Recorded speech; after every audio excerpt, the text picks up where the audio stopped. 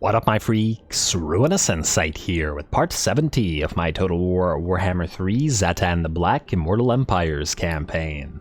So as we saw last time, Drajoeth the Ashen took on Belegar Ironhammer outside of Iron Rock, which he foolishly decided was a sackable target. I don't know why the AI does like to behave that way sometimes, but it got itself killed for basically no gain whatsoever. The amount of money it might have gained from the Tier 2 settlement didn't really hurt us, and yeah, I don't really understand, but whatever. And Belegar's dead, and we will continue breaking down his territories for his trouble, though he does have a few stacks still going, and those are just the ones that we can see, so I'm sure he'll give us a fight before he's done for. Oh, I also noticed that these guys are kind of friendly with Arcan.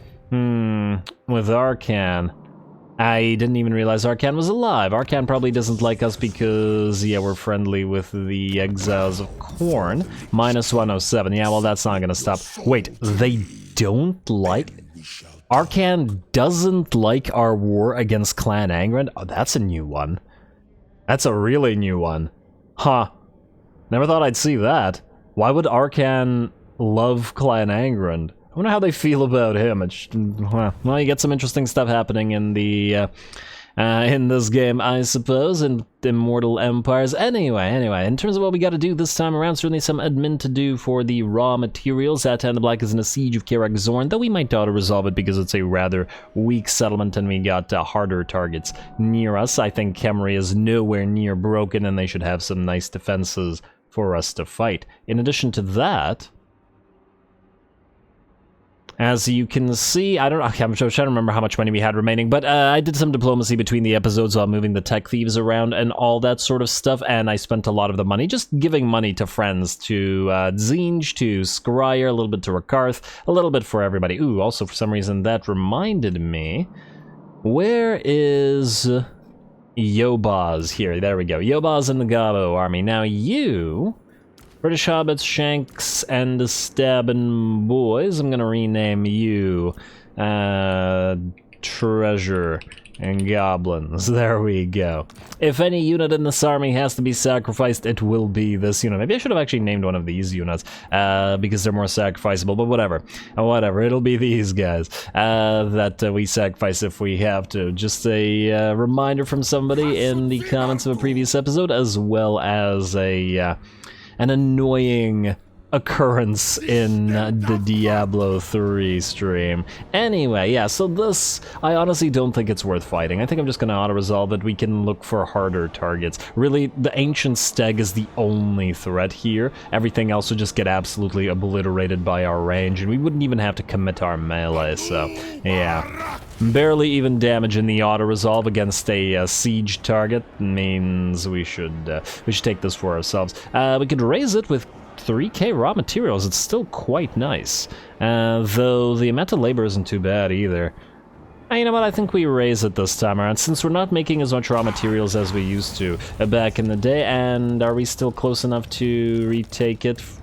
Yes, we are. Beautiful. Colonizes tower.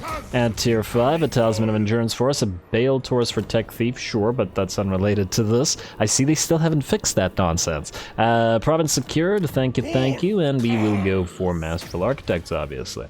Yeah, we will... Well, I guess that was the only non-admin thing to do this turn, so let's go through whatever buildings remain. No, not much. As we can see, look at all these places that don't have anything to build. Oh, materials, let's see. Alrighty, let's just do what needs to be done in terms of buildings real quick, and then we'll go next turn. We do have a ambush or two set up currently, and some of them might be very difficult fights, which I'm pretty excited for. Let's do that here. Oh, Karak Asgal, you still have those signal flares for the Skaven thing. Well, I guess we do still have the Skaven corruption here, so maybe it'll stick around for a little bit. We had that somewhere else as well, didn't we? Yeah, Lamia had it for Skaven Plague, but I don't think it needs it anymore. And I think we had one somewhere over here, didn't we? Maybe not. Oh, I think that might have been another campaign. Funnily enough, that might be my Krokgar campaign. Okay, well, that's fine. Let's keep going through whatever admin remains here. Build money, and build armaments, and I guess build walls here, because we're in the mountains, and they're going to get attacked fairly shortly. The end is not quite nigh, but the nigh is nigh.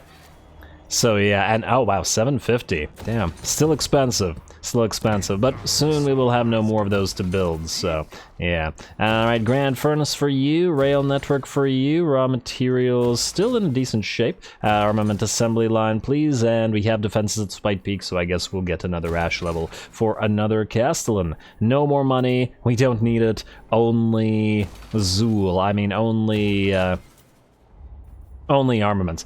Really, armaments are the only thing that gates the Chaos Dwarfs from snowballing late game, isn't it? I mean, I suppose we could just use all armaments for just building troops rather than manufactory, but I really do want to see the degree to which we can make our troops insane, so we are going to use the manufactory until we basically have nothing left.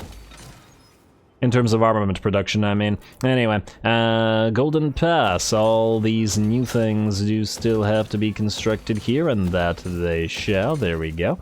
We still got 4 turns of materials at sea, so we'll be saving up our labor until then. And then at that point, we'll speed a bunch of stuff up just to get that last use out of materials at sea. Factory compound, armament assembly line, Fallen King Mountain. I guess you can also have an Ash level. And there we are. Ostermark, you, well, just Beckhofen. We don't care about Essen because we'll be just transferring it over, that we can delete this. And just repair that. We could transfer it over to an ally, not damaged. I have a feeling that AI sometimes don't repair stuff, which is kind of iffy. Karak Zorn, you are our new place. You don't have Masterful Architects, but I think at tier 1, these things still don't cost all that much, so it's probably not a concern, so we'll build them anyway. Lava Fields, then... Do we need a rail network here? Maybe. Lava Fields, Demon Smithy, yes. And then Donation Barrel, and then I guess Rail Network. We don't need a Ziggurat Tenements, that's for sure. River Urskoy, let's build up that Dreadquake Mega Mortar. They are always coming in handy. I like with that battle against the... and oh yeah, we don't need to upgrade Galbaraz because we'll be trading it away, like that battle against the regular Dowie. And that convoy just wrecking face. Alright, that's a good. Blood River Valley, and we are out of raw materials, but that don't mean we're out of money, so we can still build you. Factory Guardhouse, Marshes of Madness. We'll be... yeah, we'll be trading, or selling or trading, whatever, with Sunken Kernark, so we don't care about you, and that is that. Lovely. Skip, building upgrade available, skip, and end the turn, and let's see if this ambush works out here. I hope I didn't forget anything. We also got, I think, 3 more turns now until the army with the Sword of Cain comes back. Army receives plague. Kulani the Father. Oh, that's unfortunate. It's one of our convoys, isn't it?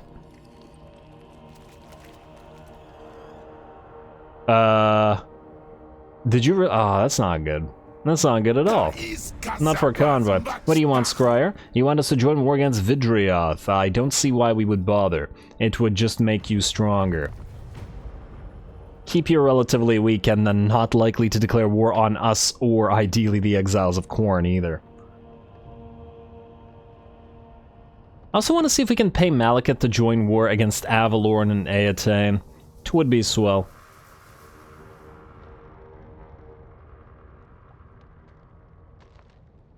Would also keep him from declaring war on more of our chaotic allies. Yeah, Kulani the Father got plague. I know. Right, Overseer Blackbeard, your ambush got foiled, but this one we don't really care about, and it looks like Shifty Muckraker is dead. Ally mission aborted, Shadow Legion. Construction cost reduction, everybody's getting those. Raider for Fazcard got campaign movement range, and yes. Shyish has been, oh right, last time I thought that this was complete, but it was actually, this was the next step, but now it's complete. Lovely. Another Armor of Fortune, always nice to find. Potion of Strength, certainly usable, I guess. It's no Potion of Toughness, but it's still usable, and a magic item from the Black Tower, yeah. Alright, you, start off by killing Shifty Muckraker. Can't be having you run around in our territory, and Overseer, please don't tell me you can run far enough away. No, you're good, you're good. Alright, attack this. Like so, and really this is gonna kill off some of our gobos. We don't want to fight this. I mean, we could just max speed through it. Fine, okay, we're just gonna max speed through it. Yeah, we could have him sit there and rebuild those gobos, but I'd really rather to use our global recruitment as it currently stands on Raider Namtar, who's going to get a proper heavy stack. He deserves it. No amount of money expenditure on his units would ever counteract the several uses of materials at sea in terms of the money we save. I'm just gonna fast speed this. I really don't think any of our units will die. Start deployment, like so. Do they have much in the way of range units? I don't know. I'm gonna want you guys to attack the stone trolls, various trolls. You and you can move forward by yourselves. Group 1. You guys can be Group 2.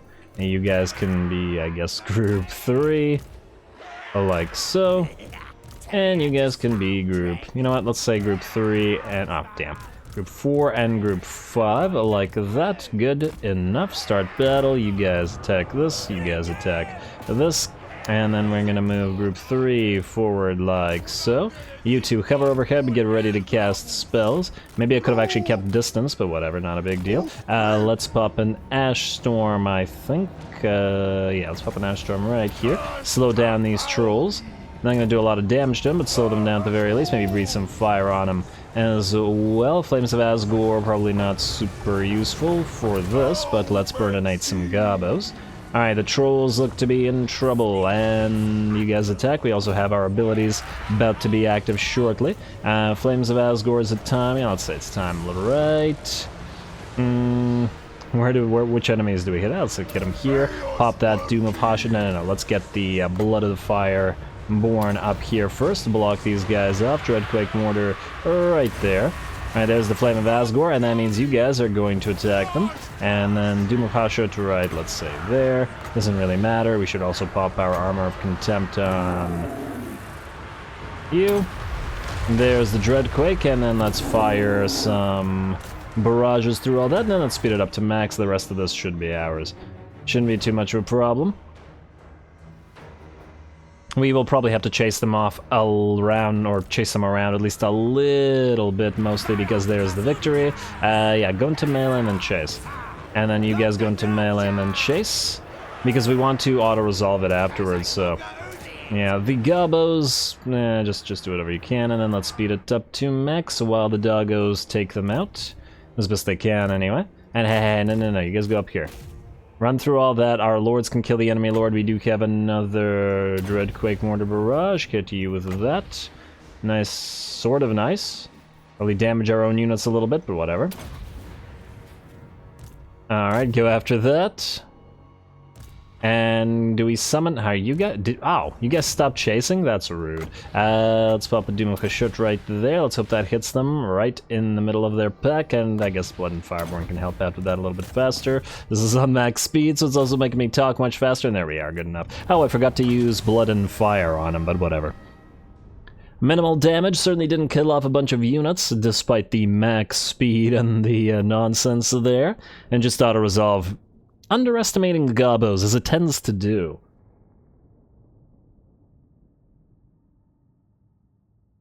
Maybe we should start getting all the overseers more heroes. Like, get each one a Taurok and get each one a Castellan. At least the ones that are near. We do have space for them, and probably something I'll start doing between the episodes, though, just not to add more admin to current episodes. Especially as we're trying to book it towards that endgame scenario. You are going to take the 254 labor, solid. Oh, you also do not need that Lichbone Pennant. We can put that in a proper army. No offense to the little gobos, and oh, he's actually dead for good. So, oh, right, he ran away, so we didn't actually need to chase, well, actually, no, we still got bonus labor out of that, so ignore me. Troop train, you are no longer needed here. You are returning to ferry more troops as needed. Mad Hatter, you are proceeding to fight Imric, hopefully, so... First of all, how far can you go? Alright, let's put you... I guess out here, far as you can go, and hopefully we can reach Bitterstone Mine next turn, and you go beside him, and together. Oh, should you have maybe been in our own territory? I wonder if Imric could reach you. Well, even if he can, what's the likelihood he can actually kill you or do anything about that? Probably very minimal. You guys, this is probably where we're going to actually fight a proper cinematic this episode. Agrul Migdal has decent defenses as well as a minor settlement, plus a stack that should be very difficult to deal with for Gobos, especially when defending a minor settlement. So, exciting times. It's gonna be another Gobbo day today, I guess. What do we have? The Golden Tower here. The defenses aren't horrible. They've got a couple of Temple Guard as well as a unit. I have to wonder whether Raider Vargarl would be able to take care of it, but I also have to wonder whether we can skip out on a good battle. And the answer is, generally speaking, no. The Infernal Castellan that's in here? Oh, you're gonna need level ups. Yeah. And did I give you levels? Yeah, I did. Okay, well, we're going to have to level you just in case, because I might forget, and if this guy gets attacked next turn, he's most definitely going to need those. Fortunate thing about these guys, as an Infernal Castellan, is that they can get every single thing. There's way too many skill points. So unlike the... I want to say sorcerers, yeah, both of the other heroes, you can just get everything. Beautiful. And then we have 10 points left over. 10 points left over. Should be 9 points left over. Did I miss something? Maybe I did, but if I did... Oh. Mentor. Because you're not exactly at level 50. Oh, no. Scarred Veteran. Yes, there we go. Yeah, see, I've done this enough times to know that that wasn't the right number of points. Specialist, a Block Army, and I guess Wound. Probably never going to get any use out of... boost income on this guy anyway. Anyway, Scaff Stonebeard, you can take Sotek's Trail. I imagine should be auto-resolvable. We can move over to True Eye to support you in a second though, and while we're doing that, delete walk that way, please. We'll auto-resolve that when this guy comes near, mostly because I want them to suffer less damage. You, stop to get that Ice-Forged Legion to us. You can advance, let's say, to here. And how's Teclis doing? Oh, Serpindar got sacked. I see that the army, the Tzeentch army that was there got destroyed. We could always give Tzeentch a few more 100,000 gold, and then he'll just build up new armies. We also gotta empower the exiles, I think. Maybe we should start giving them hefty amounts of cash. If we want them to hold the Badlands for us, I mean. Although I'm still... I'm not 100% sure about Ekrund, although these guys do have Dragonhorn mines. Mostly because Ekrund is a... should be a dwarven territory. Then again, maybe it would amuse the Chaos Dwarfs to have demons running rampant throughout it. That's also a possibility. Anyway, let's keep moving. Whoever needs to move. Overseer Jegthrong and Drash. You're gonna sack or raise Akendorf and then move on to Barak Var. Afterwards, auto-resolve this. Nobody should die. It's a bunch of garbage. I'm gonna make some... ooh, raise. Yes, very much. Alright, going to make some headway this episode, and then you are going to, I guess, move into our own territory, which will also be Akendorf, so it doesn't really matter where you move. Occupies tower, colonizes tower. Beautiful. And if you go into March stance, you can go near Akendorf. Fantastic. Just go here. You'll heal up nearly to full. Not quite there, but good enough for our purposes. You can't steal tech, so you can just move out here as well. I probably shouldn't bother moving the tech thieves right now, but they just, you know, came into my field of vision and I had to. Alright, swell. Rest of you are good. Tordric Drakekiller, you are going to move on up here. Like so. You are going to follow him. Like so. And there's basically no... Hey, I didn't mean to do that. Oh, please tell me you're still in range. And then... Can we take this with Overseer Vargash, I wonder, just so that we can send Thunbajun Zeled to get his stuff back? Let's see, let's try. This is our worst Overseer, who also might want a retooling anyway. Yeah, there's no chance. Yeah, looks like nobody will die, that's fine.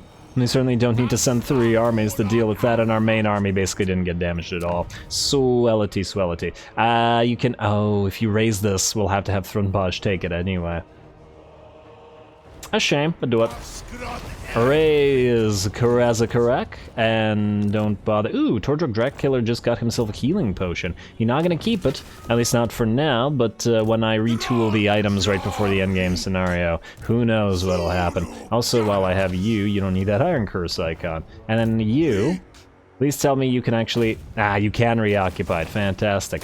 Now, just out of curiosity, are we, the Chaos Dwarfs, able to build anything special here? No, we're not. Oh, that's kind of disappointing.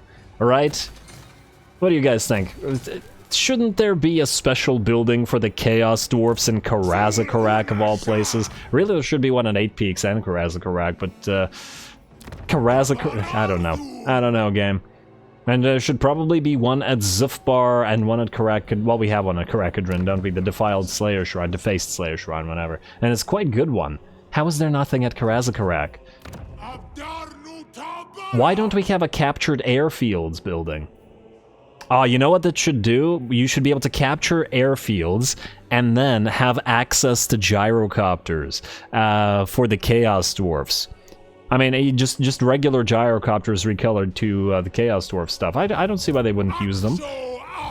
The Brimstone gun really fits in with the with these guys as well. And it's not like the gyro bombers and stuff don't, and that would really work with the whole machinery theme that they generally do. So, yeah. All I'm saying is, I'd like for that to be a thing. Anyway, let's move you. I think you should be able to jump from here to down there. So let's go you here. Then you'll jump down to where you have to meet up Troop Train and these guys who will round out your army. And then you can move on back. Fantastic. Alright, I'm happy with that. Also, we've done enough stuff that isn't the main fight, so I think we're gonna hit Togrul Migdal now. So, GORDUZ, that's you. Tech Thief, you are not gonna steal from here anymore unless I'm mistaken. I just want to check in case we have to attack this now, and no, we don't. Do you steal at Numas? No, it's also screwy. Alright, fine. Then you're gonna move all the way to this place. Whereas Tech Thief, oh. Cavalry has also been stolen from. What about Black Pyramid? Ooh. I would like to take Black Pyramid before the endgame scenario. Oh. I guess we're gonna keep that building then. Because I was thinking about not keeping any of Cavalry stuff. Oh, of course you have to fail. Whatever. Overseer Vargash, you are gonna move on up to here. I guess we'll level you up before the fight, because this is going to be a toughie, that's for sure. We saw how tough Cetra was when Yobaz fought him, though Yobaz was without support at the time, nonetheless. You have standard die. Alright, you're an Overseer, so you have no artillery, no engines of war. Unless you have everything that's needed here. I guess we could move on through to Unbridled Cruelty, but we could also make you a decent fighter, so let's start with that, and then move on to the other thing. What about you guys? How leveled are you? 2 points. Nothing. And you have your Lightning Strike and your Unbridled Cruelty. You're ready for when the endgame scenario arrives. Every single one of our main lords is definitely going to need a... Lightning Strike so that we don't have to fight like 50 armies at once. Alright, good, and, well, although Zhatan probably doesn't actually care, he'd be perfectly willing to fight 50 armies at once because all of his trains would just rip them apart anyway. At least that's been my experience so far. GORDUZ, do you have everything that's good? I mean, could get you a higher charge bonus. Your charge bonus is actually surprisingly low, or even more speed. You know what? You already have very high speed, but that also means you will benefit even more from the percentage-based increase. So why not? What about you? You have to get always ready. I think your fire lore is maxed out as well. Also, speaking of being maxed out, our next tech is Mass Sacrifices, so more Winds of Magic Power Reserve capacity plus 20, which is fantastic, because most of our current units are maxed out on that. So, well, maybe we'll get imperishability rituals after this, just so that this entire sorcery tree is completed, so we can head into the other trees. I'm hoping to get Total War right at the time of the endgame scenario, but I'm not sure whether I've calculated it correctly. We shall see, but not right now. What right now we're doing, I said that in a weird order, what right now we're doing, damn it, is attacking this place. Pyrrhic victory, high casualties, lots of constructs, and sepulchral stalkers are particularly devastating against the poor gobos because of those shotgun blasts killing dozens of them. And then there's that Sphinx of Usak, though I do imagine that GORDUZ might be able to take care of it. I guess we're about to find out. Here we go.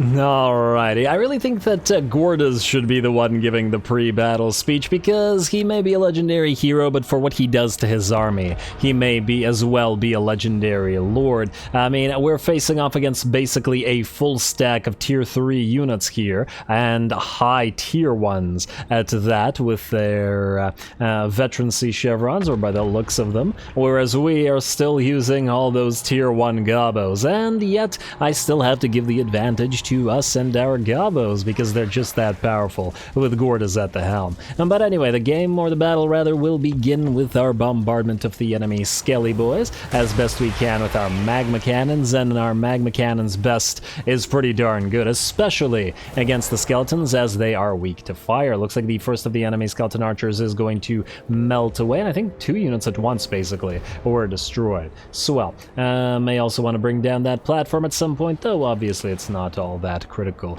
either. Now, we do have a couple of war sphinxes to contend with here. The Sphinx of Usek, the Regiment of Renown Necrosphinx, which should be pretty darn difficult to deal with, and then the enemy lord as well. We're also popping off our Blood and Fireborn to distract a bunch of enemy units so that we could drop a few spells on them. Granted, this isn't a lot of enemy units. Looks like 4 units of infantry, and 2 of them were already very badly hurt by a combination of the Blood and Fireborn, or rather the Kadai Fireborn, and the fact that their shotgun friends, the vocal stalkers, were firing into that blob. Nonetheless, a little bit of extra damage. And what the heck was that spell? Was that the unsummoning? Oh wait, did they just summon the Ushabti on top of this? Wow, what a waste. What an absolute waste. Anyway, in the meantime, the Sphinx of Usek, we are charging it with GORDUZ Backstabber, and look at those stats on this little gobbo with everything buffed up. 134 melee attack, magical poison fire with 1.2k weapon strength. Damn, this guy. Well, that should be decent for fighting against the Sphinx of Usek. You gotta love the model of this thing, though. A marble carving sort of deal.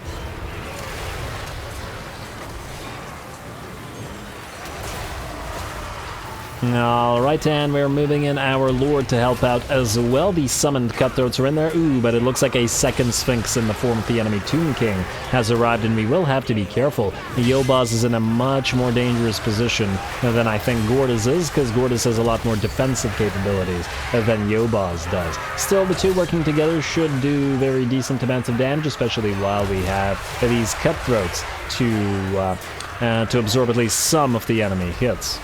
Especially against the Necrosphinx,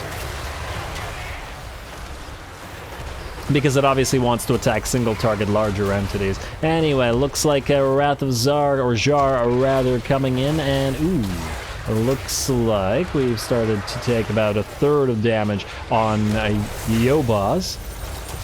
Though GORDUZ is still looking pretty darn good, and it looks like the Sphinx of Usek is not looking good at all. Down to about 25% HP, and I can't imagine that it'll be around much longer, as in I do imagine it should begin crumbling apart. Damn, GORDUZ can certainly take down a Necrosphinx. You gotta love the little guy. And the annoying enemy infantry we will take out with a few Dreadquake mortar barrages, mostly because we don't want to deal with them while we're dealing with the Sphinxes. Still not out, though it's a sliver of HP now, but ooh, speaking about sliver of HP, or speaking of, looks like our Overseer is very badly beat up now, and we're going to have to leave both enemy Sphinxes to little GORDUZ.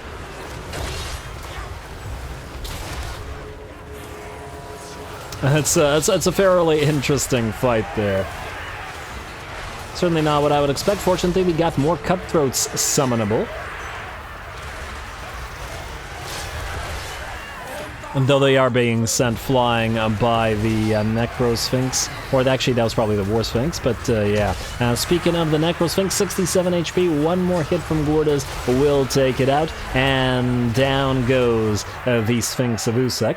Oh, I like how it's half buried in the ground. That's very neat looking. Yeah, it's almost like it's a part of like not like a tapestry, like a stone tablet thing on the side of a wall with a bunch of like stuff on it. I don't know what those are called. but I think you know what I mean. Anyway, now that the Necrosphinx is down, we still have an enemy lord to contend with. It might have actually been faster if we had first killed the enemy lord and then switched out to the Necrosphinx, or rather if GORDUZ had done it. The Yobaz can't be helping with any of this, but it's and that's fine.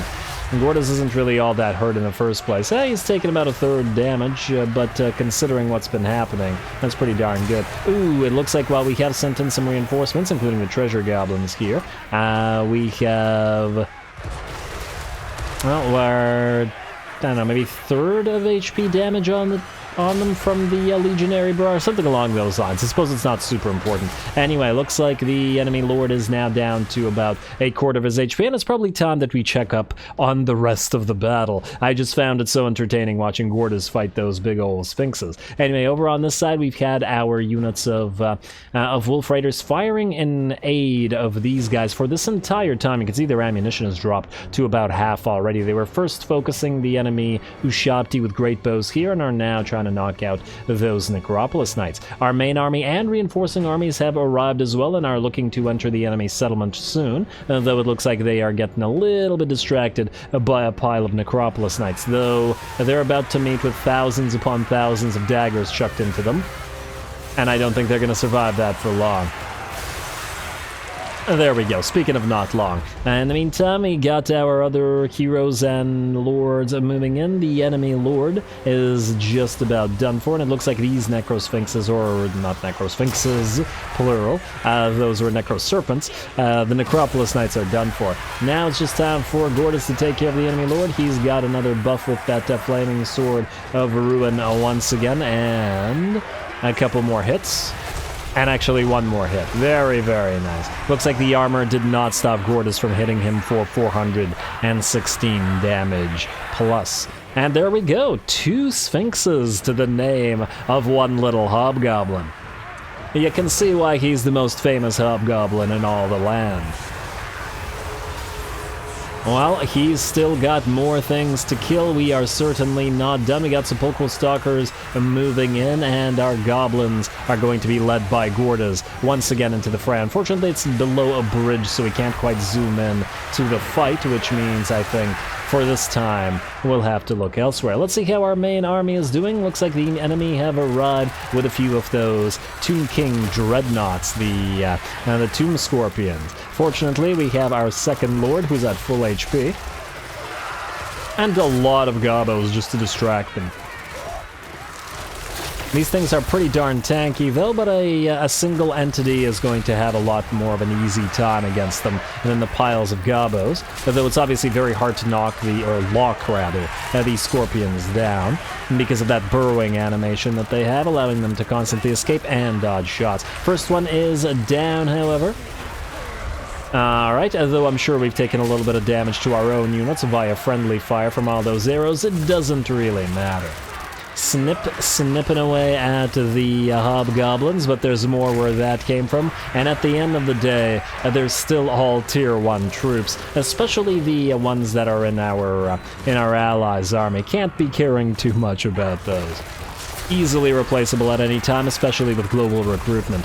We can build like 7 per turn, and even with global that they start at like tier 4 or tier 7 or something decent. Anyway, with that, the battle is pretty much over. It looks like GORDUZ has managed to win against a pile of Sepulchral Stalkers, and while he is down to about half HP, he did very, very well. 13k damage on him, and 2 Necrosphinxes, and probably a decent amount of Serpents to his name. So 2 and 6 by the looks of it, assuming he got the kill, and it seemed like he did on both the Lord and the Sphinx of Usek. And just one little Necropolis Knight unit here, and we're just going to speed it up while we run to it. It's going to melt away as soon as we get close. There we go. And just got to get that proximity so that the crumbling gets into full effect. Beautiful.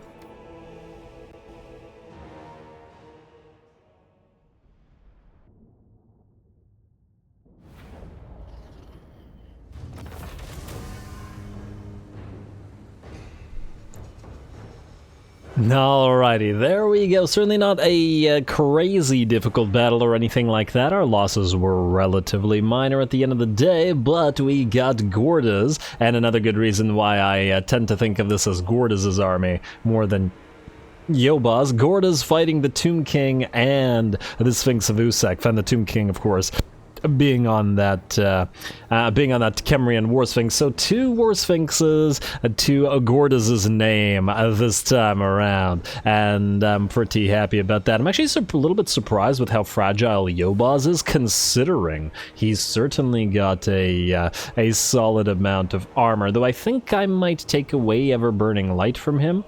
I'll think about it. This might be a decent item to put in our all-arranged army just for the upkeep reduction. Although, wait, then again, do we even care about upkeep reduction at this point?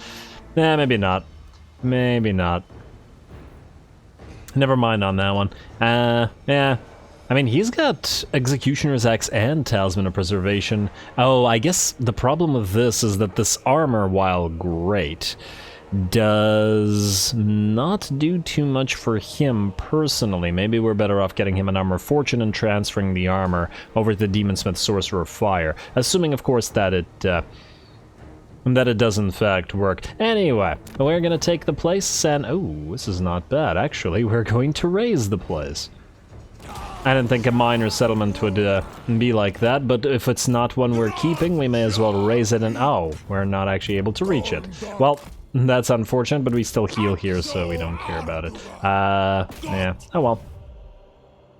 We can still take it next turn. I think no matter what, we wouldn't have been able to reach Numas in 1 turn, so that doesn't change things. Anyway, with that, we are once more out of time, and I'm going to have to call the episode here. Next time, I think the last defenders are dead, yes? Sotek's Trail and the Golden Tower. The Golden Tower is probably going to be a actual fight, as we have to actually work for it, as there are Temple Guard, there's a Slan there, and other stuff to take care of. But otherwise, I do believe the last defenders will die next time. I'm sure there's other stuff like more Angrand to take care of, and whatever we're doing out here. And oh, maybe the Ice Court will die next time as well. We'll see if we can reach everything we need to reach there next time, so stay tuned for it. Don't forget to leave a like and comment. All glory to the algorithm. Gonna have to deal with this Nordland army, and thanks for watching.